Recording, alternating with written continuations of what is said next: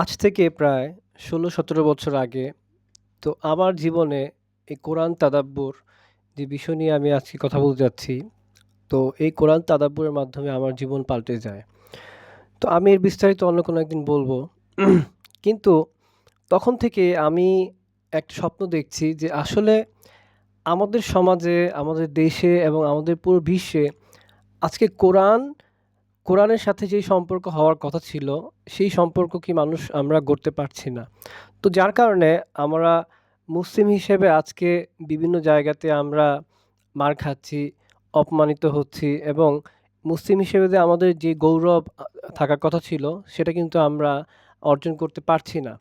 তো ঠিক তখন থেকেই আমি তিলে, তিলে ছোট, ছোট করে কিছু কনটেন্ট আমি ডেভেলপ করতে থাকি এবং আমার একটা স্বপ্ন থাকে যে এই পৃথিবীর সমস্ত মুসলিমদেরকে এবং শুধু মুসলিম না, অমুসলিমদের কাছেও এটা পৌঁছে দেওয়া যে এই কোরআন আল্লাহর বাণী এবং এই কোরআনের সাথে আমাদের সম্পর্কটা কিভাবে হবে, আমরা কিভাবে এই সম্পর্কটা গড়ে তুলব। তো এরই উদ্দেশ্যে আলহামদুলিল্লাহ তো আমি এই বইটা সংকলন করেছি। তো আজকে এখান থেকেই আমার যে ২০টা টপিক এখানে আছে, মেইন টপিক, এই টপিকগুলো আমি কি সামারি করে বলবো। সামারি বলতে জাস্ট টপিকের নামটা বলবো। এরপরে প্রত্যেকটা টপিকের উপর ছোট, ছোট ভিডিও ইনশাআল্লাহ শেয়ার করব। আর এটার উপরে ইনশাআল্লাহ রমাদানের পর থেকে আমি খুব ইনটেনসিভলি একটা কোর্স করাবো। শুরুতে হয়তো অনলাইনে করাবো, এরপরে আমি অফলাইনেও করাবো।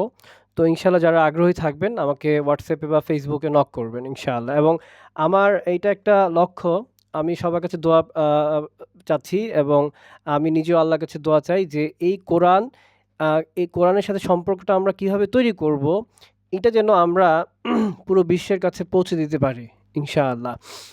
তো আজকে দেখেন আমাদের সমাজে কোরআন আ আমরা আমরা যদি খেয়াল করি যারা আরব, তারা হয়তোবা আরবি ভাষা বুঝেন।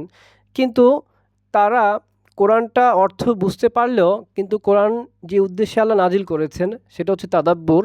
সে তাদাব্বুরটা কিন্তু তারা করতে পারছে না বা অনেকেই আমরা দেখছি করছে না। আবার যারা অনারব তারা আরবি ভাষাটা বুঝে না।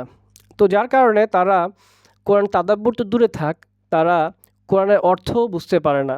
তারা শুধু কোরআনের ফজিলত এই আশায় কি শুধু কোরআন তেলাওয়াত করে।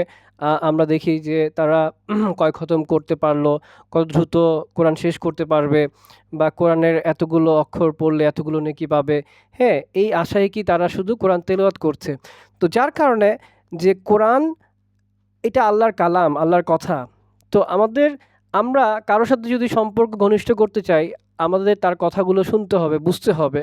তো আমাদের সম্পর্ক আল্লাহর সাথে ঘনিষ্ঠ হচ্ছে না, এর অন্যতম কারণ হচ্ছে যে আমরা আল্লাহর কথাগুলো যেটা কোরআনের মাধ্যমে আল্লাহ আমাদেরকে বলেছেন, সেটা অর্থ অনুধাবন করতে পারছি না। এবং শুধু অর্থ অনুধাবনই না, এটার যে চাহিদা আমাদের কাছে, এটার কি চাচ্ছে আমাদের কাছে, এটাও আমরা বুঝতে পারছি না এবং যার কারণে আমাদের জীবনে কিন্তু যেই পরিবর্তন আমরা আশা করছি কোরআনের মাধ্যমে হওয়ার কথা, সেটা কিন্তু হচ্ছে না। তো আজকে আমি এখানেই বিদায় নিব।